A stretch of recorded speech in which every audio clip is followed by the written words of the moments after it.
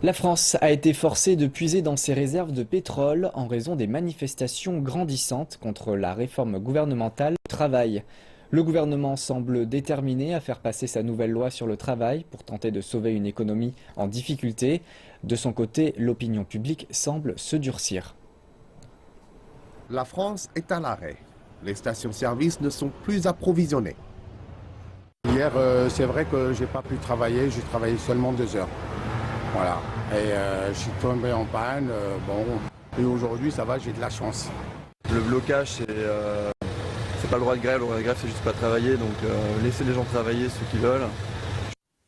Les blocages en question sont ceux de 5 des raffineries françaises, tandis que près d'un cinquième de l'électricité nucléaire a été coupé par des mouvements sociaux.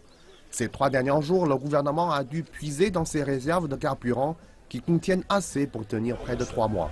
La France, c'est pas l'objectif premier. Nous, on revendique des choses, on a envie de se faire entendre. Il y a un gouvernement qui essaie de faire passer des lois par la force. Plusieurs régions de France sont paralysées. Tel est le résultat de la décision du gouvernement d'assouplir le droit du travail, notamment avec une inflexion de la durée maximale de travail de 35 heures par semaine et la possibilité aux employeurs d'établir leurs propres règles sans les syndicats.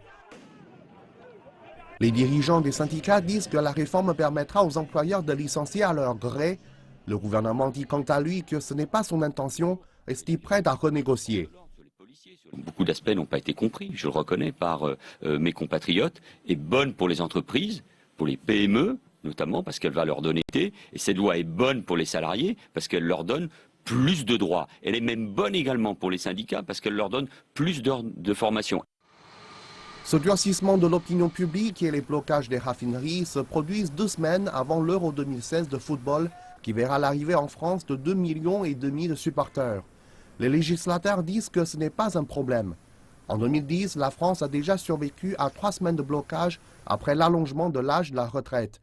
Le plus important pour le président François Hollande maintenant est que ces réformes commencent à montrer leur efficacité avant les élections de l'année prochaine.